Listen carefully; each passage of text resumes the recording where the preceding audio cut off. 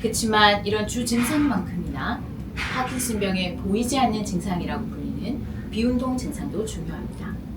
파킨슨병에는 변비나 수면장애, 하지불안 증후군이나 배뇨곤란, 우울증, 인지장애 같은 비운동 증상이 동반되는데요. 사람마다 정도의 차이는 있지만 파킨슨병 환자 본인과 옆에서 돌보는 가족들의 하루하루 삶의 질에 상당한 영향을 미칠 수 있습니다. 안녕하세요. 한의사 이정입니다. 우리나라도 이제 초고령 사회로 진입하면서 65세 이상 노인 인구 1000만 명의 시대를 살고 있는데요. 국내 인구 5명 중 1명이 고령자라는 거고요. 자연히 노인성 질환을 앓고 계신 분도 그만큼 증가하고 있다는 뜻입니다.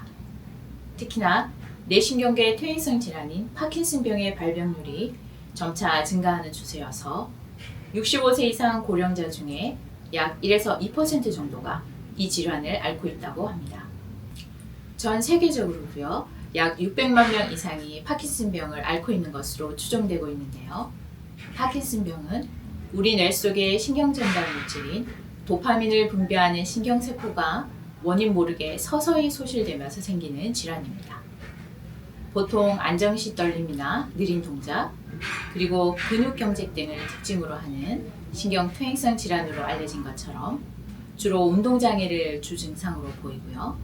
그래서 이 운동장애 증상들을 완화시키는 게 가장 중요한 치료 목표인데요. 그치만 이런 주 증상만큼이나 파킨슨병의 보이지 않는 증상이라고 불리는 비운동 증상도 중요합니다.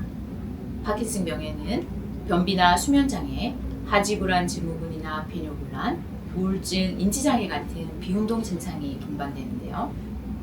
사람마다 정도의 차이는 있지만 파킨슨병 환자 본인과 옆에서 돌보는 가족들의 하루하루 삶의 질에 상당한 영향을 미칠 수 있습니다.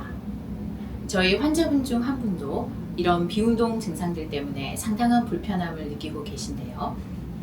이분은 1년 3개월 전쯤 파킨슨병 진단을 받으셨고요.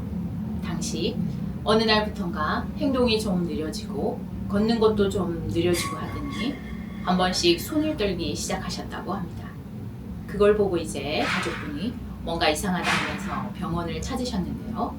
그래서 검사 결과 결국 파킨슨병 진단을 받으셨습니다. 보통 손떨림이 진단 시 가장 흔한 증상인데요. 이분도 손떨림을 보고 가족분이 그래도 바로 병원을 찾아가신 경우입니다. 이분은 그 후로 1년 3개월 동안 파킨슨 약을 복용 중이신데요. 우측 손떨림과 다리 떨림이 있으시고 보행 시 발을 끌면서 걸으시고 팔 움직임은 별로 없는, 그리고 느린 걸음걸이에 구부정한 자세까지 일반적인 파킨슨병 환자들의 모습을 보이셨습니다.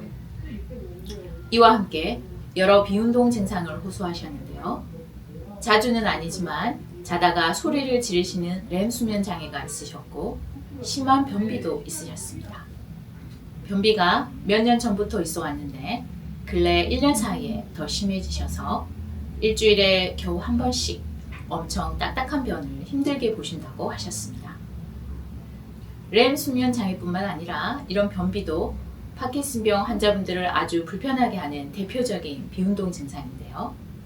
장운동이 점점 느려지고 활동량도 적어지면서 만성변비가 생길 수 있습니다.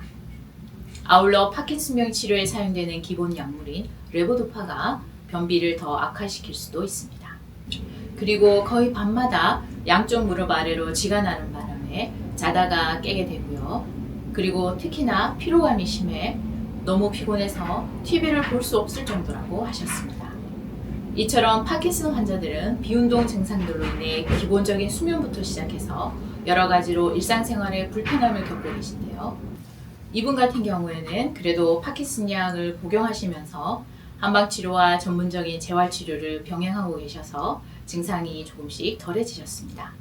아직 계속 치료 중이시지만 현재 손떨림과 걸을 때 발끌림이 덜해지셨고 특히 비운동 증상의 개선이 보였는데요. 일주일에 한 번씩 보던 변을 2, 3일에 한 번씩 보게 되셨고요. 양쪽 다리에 쥐나는 증상도 좋아지셔서 그만큼 주무시기 편하다고 하셨습니다. 근데 피로감은 아직도 많이 호소하고 계신 상태고요. 지금 가장 힘든 것도 피로감이라고 하셨는데요. 앞으로도 경과를 계속 지켜봐야 하지만 그래도 이분의 경우 다행히 증상의 호전을 보이고 계십니다. 이 환자분 얘기를 하다 보니까 또 생각나는 게 있는데요. 이분을 보면 치료에 있어서 긍정적인 사고가 치료 효과에 상당한 영향을 미친다는 생각을 하게 됩니다.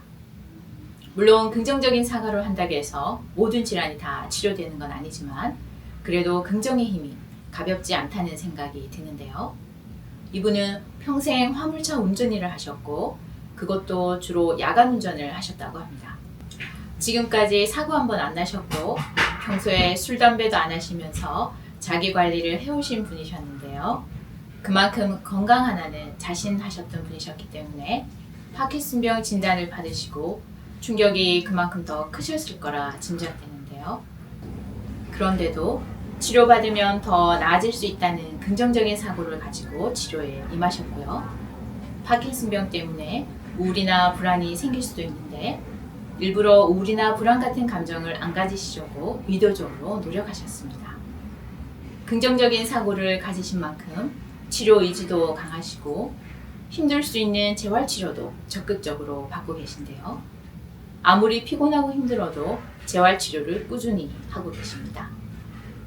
지금처럼 치료를 통해 조금씩 삶의 질이 좋아지는 경험을 하시면서 이분이 파킨슨병을 더 잘 관리할 수 있겠다, 관리해야겠다 하는 마음과 의지를 더 가지시길 바라는 마음입니다. 파킨슨병은 진단받은 시점보다 그 이전부터 진행되어 온 퇴행성 질환이고 시간이 지남에 따라 증상이 천천히 악화되는 질환인데요.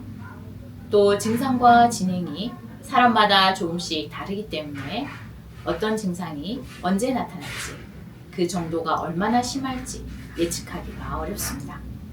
그래서 환자분들과 가족분들 모두 더 힘드시겠지만 치료 의지를 가지고 조금이라도 초기에 적극적으로 치료받으신다면 증상을 개선시키고 악화를 늦출 수 있으니까요. 늦지 않게 치료받으셔서 지금보다 더 나은 삶을 누리시길 바랍니다. 감사합니다.